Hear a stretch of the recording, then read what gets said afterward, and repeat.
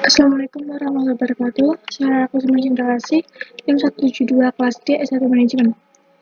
Yang pertama, saya akan menjelaskan tentang kebijakan perdagangan internasional.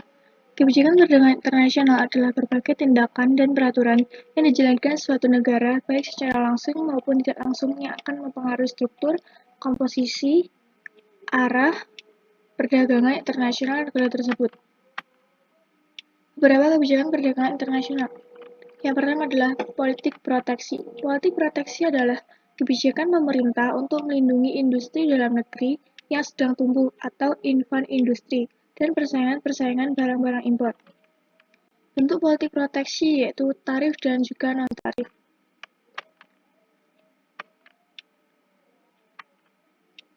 Yang kedua itu politik dagang bebas. Politik dagang bebas adalah kebijakan pemerintah untuk mengadakan perdagangan bebas antar negara. Pihak-pihak yang mendukung kebijakan perdagangan bebas mengajukan alasan bahwa perdagangan bebas akan memungkinkan bila setiap negara berspesialisasi dalam memproduksi barang di mana suatu negara memiliki keunggulan komparatif. Yang ketiga yaitu politik autarki. Politik autarki adalah kebijakan perdagangan dengan tujuan untuk menghindarkan diri dari pengaruh-pengaruh negara lain, baik berpengaruh politik, ekonomi, militer, sehingga kebijakan ini bertentangan dengan prinsip perdagangan internasional yang menganjurkan adanya perdagangan bebas. Selanjutnya adalah pasar valuta asing. Falas atau Foreign Exchange Rate adalah mata uang asing dan alat pembayaran lainnya yang digunakan untuk melakukan atau membiayai transaksi ekonomi dan keuangan internasional atau luar negeri. Mata uang yang sering digunakan sebagai alat pembayaran dan kesatuan hitung dalam transaksi ekonomi dan keuangan internasional adalah hard currency. Hard currency adalah mata uang yang nilainya relatif stabil dan kadang-kadang mengalami apresiasi atau kenaikan nilai terhadap mata uang lainnya. Total falas yang dimiliki pemerintah dan swasta disebut cadangan devisa. Cadangan devisa dapat diketahui dari neraca pembayaran internasional atau BOP suatu negara. Makin banyak devisa yang dimiliki oleh pemerintah dan penduduk suatu negara, maka berarti makin besar kemampuan negara tersebut dalam melakukan transaksi ekonomi dan keuangan internasional dan makin kuat pula nilai mata uang negara tersebut. Mekanisme pasar falas. Bursa atau pasar falas adalah suatu tempat atau sistem di mana perorangan, perusahaan, dan bank dapat melakukan transaksi keuangan internasional dengan jalan melakukan pembelian atau permintaan dan penjualan dan juga penawaran falas. Pihak-pihak yang terlibat dalam pasar falas yaitu yang pertama eksportir dan juga importir, yang kedua bank devisa, yang ketiga pedagang perantara, keempat bank sentral, dan kelima investor, yang terakhir yaitu turis. Fungsi pasar falas: menyelenggarakan transaksi pembayaran internasional, menyediakan kredit jangka pendek atau pembayaran internasional, dan juga memberikan fasilitas hedging. Sumber asal permintaan falas: para importir barang dan juga jasa.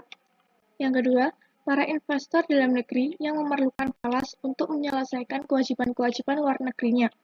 Wisatawan-wisatawan dalam negeri yang akan melewat ke luar negeri. Perusahaan-perusahaan asing yang harus membayar dividen yang dibagikan kepada para pemegang saham di luar negeri.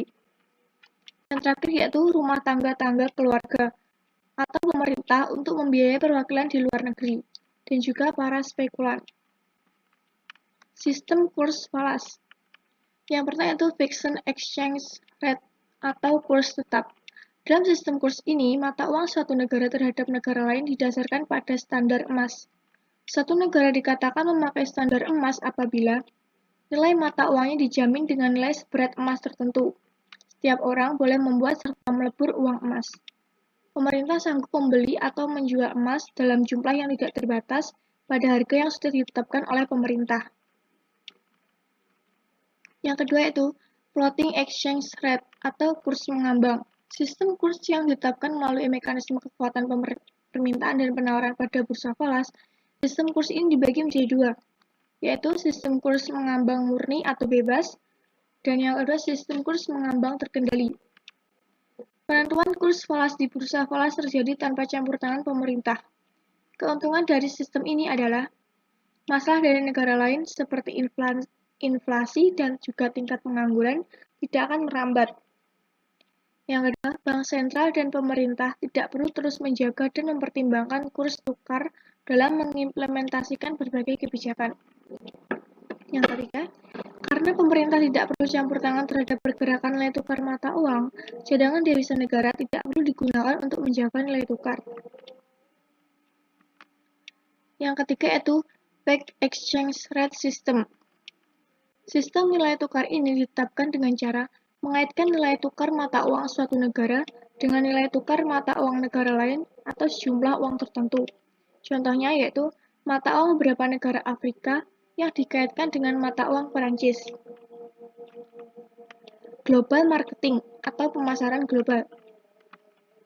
Pemasaran global adalah pemasaran yang menerima adanya kesamaan pasar dunia yang kompleks melalui integrasi aktivitas-aktivitas pemasaran domestik, luar negeri, maupun internasional yang dapat menimbulkan sinergi dengan tetap mempertahankan tujuan strategis organisasi dan keunggulan bersaing sebagai kekuatan atas usaha-usaha pemasaran global. Pendorong dan juga penghambat pemasaran global. Pendorong pemasaran global adalah teknologi kebutuhan dan keinginan pasar, kualitas biaya, perkembangan ekonomi dunia, perdamaian global, serta mengenali peluang untuk bisa meningkatkan daya tugasnya secara internasional. Penghambat pemasaran global adalah kecurangan manajemen, perbedaan pasar, kontrol nasional dan budaya organisasi perusahaan. Manfaat adanya pemasaran global. Meningkatkan kompetensi para pengusaha, bertahan hidup, kualitas produk yang lebih baik, pertumbuhan ekonomi, meningkatkan selera masyarakat. Selanjutnya strategi pemasaran global. Yang pertama itu ekspor. Ekspor merupakan kegiatan produksi barang di suatu negara dan menjual hasilnya di negara lain. Ada dua aktivitas ekspor yaitu ekspor tidak tetap dan juga ekspor aktif. Yang kedua itu lisensi. Penjualan lisensi berarti perusahaan menjual lisensi, membuat kontrak persetujuan dengan membeli lisensi bahwa lisensi memperoleh hak untuk menggunakan properti industri seperti paten, merek, dagang, dan hak cipta, keterampilan teknis, studi kelayakan manual, saran yang bersifat teknis, dan lain-lain. Desain arsitektural dan teknikal atau kombinasi hal-hal tersebut dengan membayar fee atau royalti tertentu kepada lisensor. Strategi lisensi. Yang pertama itu perusahaan memiliki keterbatasan dana ekspor. Yang kedua, adanya larangan atau pembatasan memasuki suatu negara seperti kuota, impor, dan juga tarif. Yang ketiga, apabila negara tujuan sensitif terhadap atau bahkan melarang pemilikan asing. Yang keempat, melindungi paten atau merek dagang karena pembatalan perjanjian. Bentuk-bentuk lisensi. Yang pertama yaitu franchising atau waralaba. Yang kedua, manajemen kontrak. Dan yang ketiga, kontrak manufacturing. Yang ketiga itu joint venture atau usaha patungan. Joint venture adalah perjanjian kemitraan partnership antara investor asing dan investor lokal setempat untuk mendirikan usaha lokal yang keduanya berbagi kepemilikan dan pengendalian. Yang keempat itu foreign direct investment atau investasi langsung. Strategi investasi langsung ini sebagai wholly owned subsidiaries, yaitu strategi masuk ke host country dengan cara mendirikan sebuah anak perusahaan yang kepemilikannya 100% dipegang oleh perusahaan. Global Operation.